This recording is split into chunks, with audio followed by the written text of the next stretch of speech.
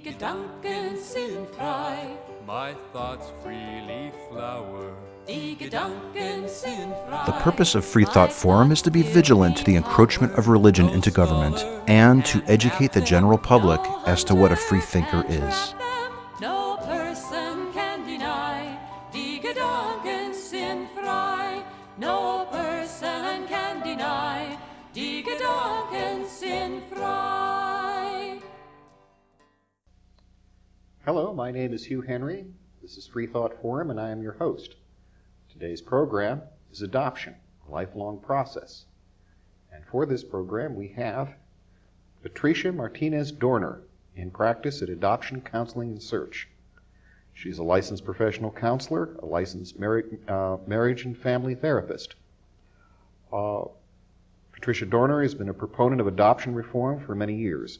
In the early 80s, she directed one of the first programs in the country acknowledging that adoption is a lifelong process and honoring the needs of all participants. She is a frequent conference speaker and provides training to professional groups involved with adoption. She is the author of How to Open an Adoption, a guide for parents and birth parents of minors, Adoption Search, an ethical guide for professionals, Talking to Your Child About Adoption, Patricia has an adoption-focused practice which includes counseling, search, assistance, preparation, support, and the opening of adoption involving minors. Patricia. Hello. Hello. So let's talk about the lifelong process of adoption. Let's talk about why people search when they find out they have been adopted. There used to be a belief that when someone experienced adoption, that there would be no need for knowledge about the original family. And records throughout our country are closed in most states, which means that access to information tends to be quite difficult. What we discovered as the years passed, as the truths came out about how complicated adoption is that people who are adopted indeed have a tremendous need to know about themselves. It has nothing to do with their love for their families by adoption. They are connected, they love their parents, they love the extended family. The need has to do with a search for self. And so people who decide to take on a search demonstrate tremendous courage. Tremendous courage because they do not know what they will find on the other end in terms of receptivity. So what I have discovered through the years as I have worked with people who are adopted is that as they make an approach, they are in a very good position to learn about the dynamics. And included in that would be the fact that birth parents as a group are open to contact, contrary to what they typically believe. What happens when people don't search, when they decide, why is it that they don't do a search? A lot of times what I have encountered is the fear of rejection, the fear that if they reach out to original family, particularly the birth mother, that tends to be the major focus to start with, that birth mother will say, no, I don't want to know you, get out of my life. The other side of that is the fear that they will hurt their adoptive parents. There are a tremendous number of adopted people who want to search, but are so fearful of doing so. And when they decide to search, frequently don't tell their parents. A lot of the work that I do is to help them explore why they are blocked in that approach, to help them claim their adulthood, to be able to approach their parents and let them know that they have a need to know about themselves, not only to gain medical history, but also to be able just to access historical information, an understanding of why the adoption happened. I'll give you an anecdote. Many years ago, I was working for an agency that was very visible on the national scene. And whenever this agency personnel would be featured on the variety of television shows, I would get callers who were part of the closed adoption process, where they had no knowledge, because my colleagues were talking about open adoption, where contact was possible through the years. This young man called me from Florida, and he said, I don't want to know about that woman. I just want my medical history. Well, I spent about 20 minutes chatting with him about what I had learned about adoption from the people that I had contact with. About the fact that birth parents were open, the fact that it was normal to want to know about oneself. And I went on and on for about 20 minutes. At the end of the conversation, this young man said, "Is it possible to love someone very much that you have never met?" That was an incredible lesson for me, because this young man started off very self-protected. All he wanted was medical information, which is what our society accepts. It's okay to want to know your medical history, but God forbid that you would want to know more about yourself. And so we were able to penetrate a tremendous barrier of self-defense and really expose what he really was feeling and needing. It was pretty dramatic. I would then expect from what you said that there are some people who wait until their parents have died before they go look. That is so true. And the sad part about that is that when people reconnect with original family, there is a huge healing process that happens as they gain a sense of self, as they become more conscious of who they are through both of their families. There's a grounding process that's very strengthening. In the process, they find a clearer place in their families by adoption. It's really quite an amazing process. And they claim their parents by adoption more clearly with greater strength. So it's a reconciliation, if you like, of issues that are difficult to manage through the years. Something that I see a lot with people who are adopted is that they know their parents love them. They know that. They feel the connection. But there's a part of them that has a very difficult time in really feeling entitled to that family, to those parents. So what the search accomplishes for most people is that healing process of really feeling a place in both families, in expanding that circle in a very, very healing way. Let's move to the other end. How do the birth parents feel about an adoption search? In my experience, because I do a lot of searching and I help people reconnect, that's a lot of my practice, I have discovered that birth parents as a group are very receptive to contact. And this includes birth fathers that are often the forgotten group. These birth mothers and birth fathers, when I approach them, will typically say, "I have wondered about this child all these years. I never felt entitled to go forth and make myself available." When I look at the numbers of people that approach me, most people are the adopted persons. Usually they're women, because women are allowed in our society to get in touch with their needs and their feelings and so on more freely than men, though both are searching. And these birth parents will say, I wanted to know how this child was doing. And I'll give you another anecdote. One of my very, very first searches involved a 28-year-old man who asked for me to do his search. And his letter was one of those teaching tools. He said, "I want help in solving the greatest mystery of my life. I want you to find my birth mother." That was a very significant letter because, again, it demonstrated how massive this journey is. When I found his birth mother, what she said was, "Is he all right?" And they told me I would forget, but I never did. Encapsulated in those two statements is the birth parent experience. They want to know their children are okay. In the past, they were told they would forget their children, and it never happened. It was impossible. Do you have an anecdote similar to the Florida one, but for a search on an adopted parent who was reluctant at first? I have had birth parents that have been reluctant, and a lot of times the reason for that reluctance is the fear that they will lose the family they now have. If the husband doesn't know, if the wife doesn't know, if the children don't know, the fear of losing those children. And I have had people say to me, "Go away, they'll hang up on me." And I'll find an angle to call them back. One time, I have a story for you. I called an elderly lady, a birth mom. It had taken us a lot of work to find this lady. And when I contacted her, she said, "Leave me alone, no." And when I called her back, because I had called her pretty late at night, I called her back on the angle of, "I'm so sorry I called you so late." And in the process of that exchange, the second conversation, she acknowledged that she was indeed the birth mother, and that her fear was that her children would reject her because she had had a child that she wasn't able to raise, and therefore she would be knocked off the pedestal, if you will. But as time passed, she was able to participate, and this adopted woman and her birth mother were able to evolve in their relationship and eventually include the siblings who were very accepting.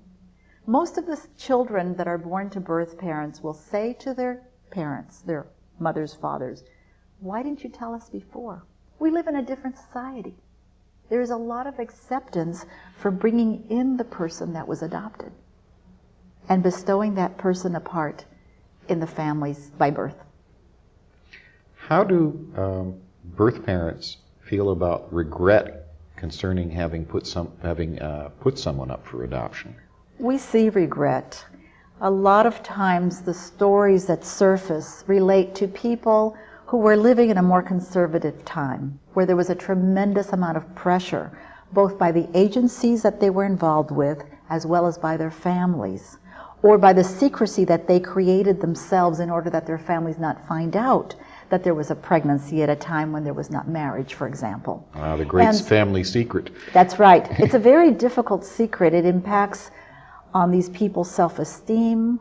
It impacts on shame and guilt issues. It impacts on their ability to create other relationships that are linked with permanency and trust.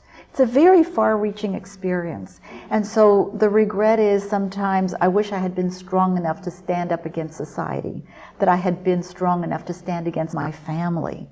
And a lot of times the healing for birth parents is being able to tell their children that they loved them, that they did not reject them, that they're sorry for the journey that those children had to go through in terms of separation from their original families, being separated from knowing of the love that was available to them. And that's why, as we transitioned throughout our country from a closed adoption process where there was thick walls prohibiting contact and knowledge, I was part of a national movement here in San Antonio that began to change the way we practice.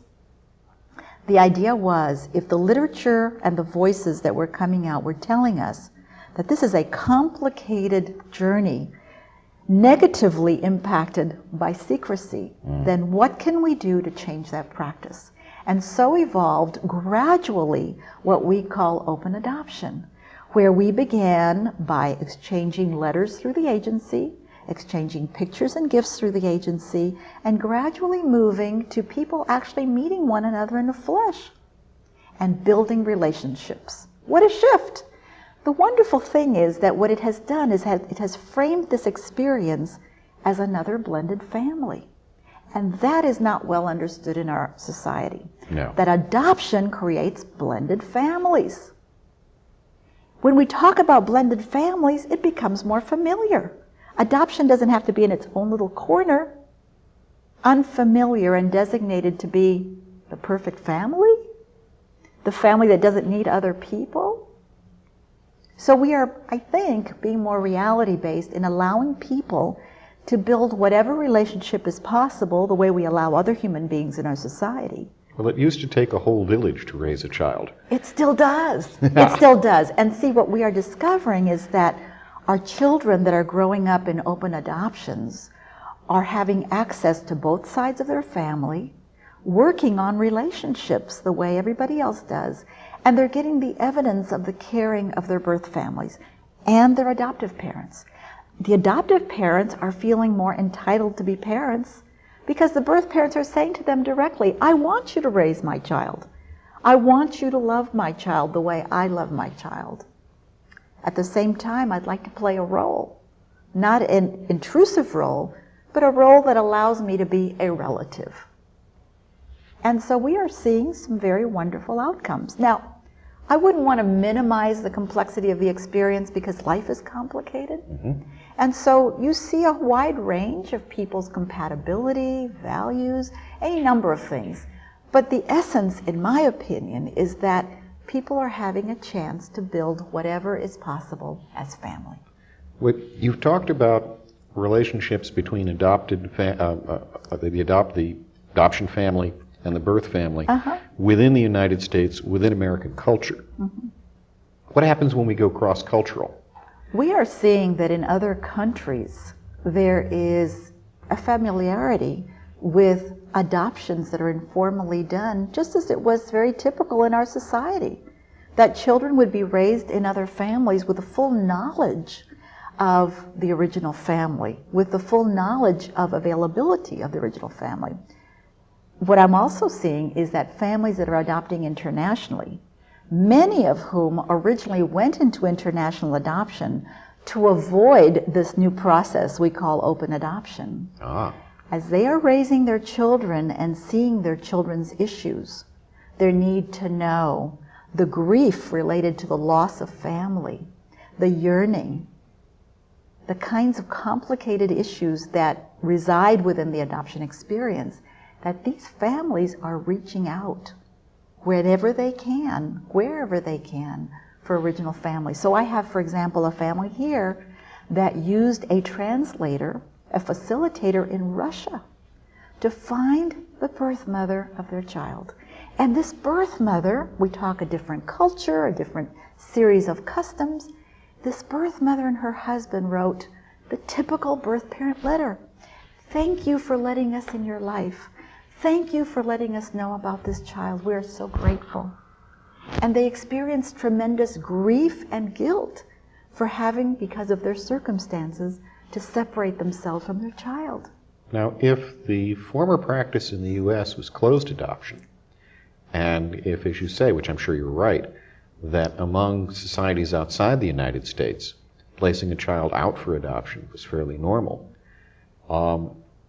wouldn't the people in other countries feel really bad about having to deal with a closed adoption system when the system in their own country was normally open adoption? Well, I think the complexities abound even cross-culturally regarding that matter, because there may be all sorts of arrangements that may be open by definition within that culture, but the formality of the adoption process sometimes makes it closed by definition and by expectation. And so yes, they can feel very badly about the fact that access isn't possible. Years ago, it was believed, for example, that all those children that were adopted from Korea, which is a very conservative society, would never be able to have contact with their birth relatives.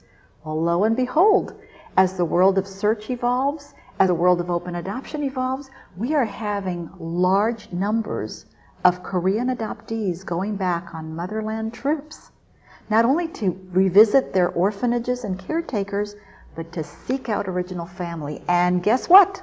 Original family's available. Incredible healing happens. Challenges because they don't speak the language.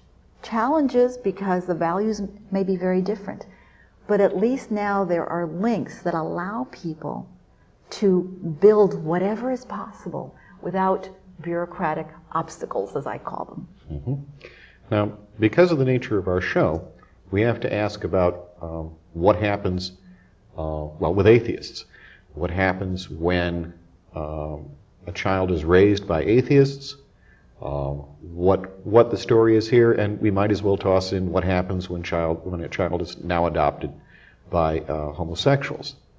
Could you address that for us? Well, in the range of families, what we're seeking is parenting, people who will parent children lovingly. My experience related to spiritual beliefs, religious beliefs, homosexual couples, I have found that they are capable of parenting with love and dedication and commitment, and that's what these children need. That is the essence of it. And I have worked probably more consciously and extensively with homosexuals than necessarily with people that profess being atheists. The essence, though, is a dedication and a love to this child where children's needs are being met. That is the essence of parenting. And that means that parents often have to extend beyond their own needs. Not often, but always, or typically. That is how we rear children, hopefully, in an optimal situation. So that, to me, is the essence of parenting. Now, as an aside from that, in my experience, and this is my journey, I have discovered that the adoption journey is a hugely spiritual journey. But that's my observation of what I have experienced. I'll give you an anecdote. And it seems like it's more than a chance kind of experience. I had a birth mother contact me. She wanted to find her child. She had already located her child's name but could not find her. And I'm very permissive in the sense that I empower people to do what they need to do. If she wanted to use my services, I would help her seek out her child. If she wanted to do it on her own, that was fine. I provided her with what I could from the agency file, the agency that I was representing. Time passed. Particular weekend, I get a phone call on my answering machine. Please call me. I want you to do my search. Well, I was too busy on the weekend. I didn't call her back. Monday came and went, and I was too busy and I didn't call her back.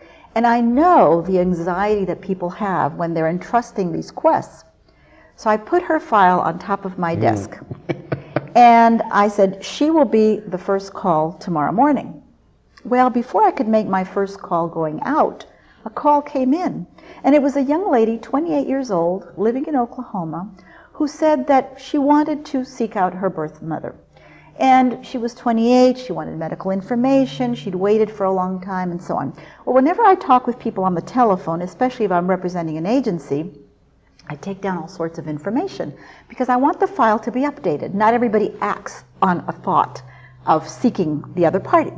So I took down her name, her address, her birth date, that she was open to contact, all these little details that would make it easier if she ever came forth or if somebody else came to look in the file. At the end of about a 45-minute conversation, I said, you know, the file is kept under your adoptive father's name, so could you please give me his name, since she was married and bore another last name. When she told me her adoptive father's last name, I said, you're not going to believe this. My first call of the day was to be to your birth mother. True story. It's called synchronicity.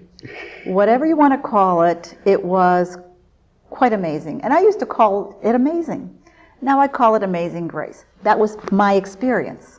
And everybody may perceive it in a different way. It may be coincidence for others. It may be whatever. For me, this has been a repetitious story. I have had so many stories of that nature that go into that area of, oh, look at this.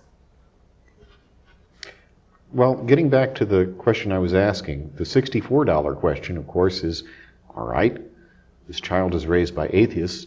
Does that mean he becomes an atheist? This child was raised by homosexuals. Does that mean he becomes a homosexual? Not. Absolutely not. I didn't think so. Absolutely not. I have not witnessed that at all. I think that people, first of all, homosexuality, in my experience and my understanding, is a very genetic experience.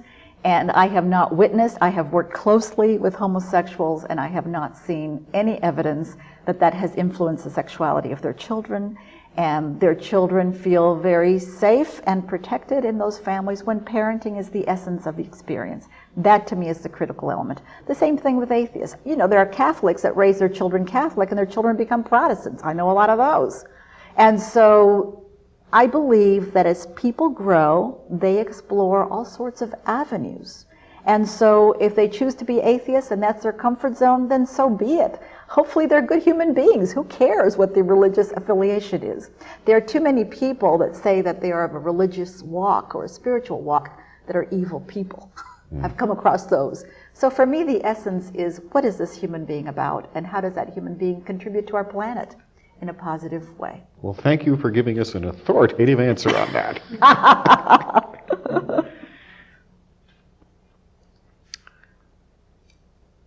Well, you've kind of covered what open adoption is and how did open adoption come about. And we've talked about the outcomes of searching. Good heavens, we've run off the end of the list. Well, I can tell you a little bit about opening adoptions, which is another angle that is quite controversial. Do we have time for that? Oh, we certainly do. Okay. As the search movement has evolved and helped us understand the complexities of the journey, and about the same time then, the open adoption process where contact is possible began to evolve, there were families who were raising growing children who were part of the closed adoption process.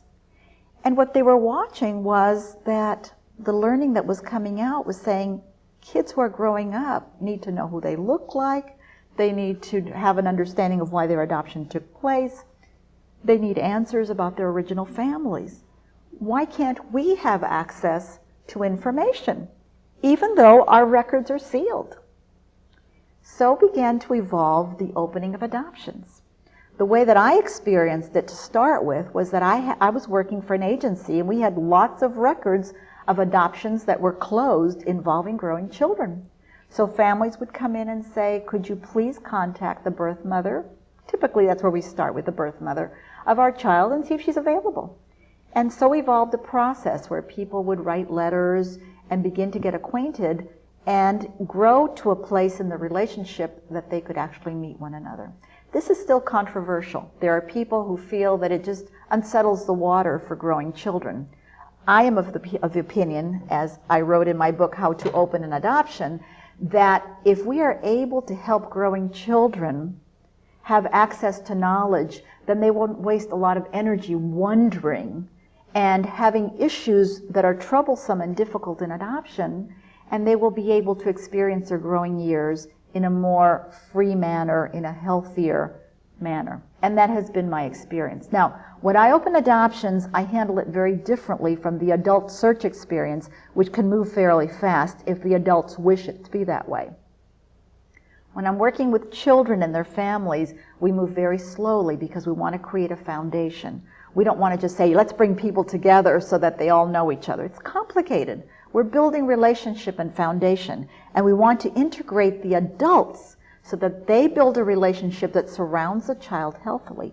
Because this is not about co-parenting. The adoptive parents parent. The birth parents become resource-loving, caring people in the life of these children.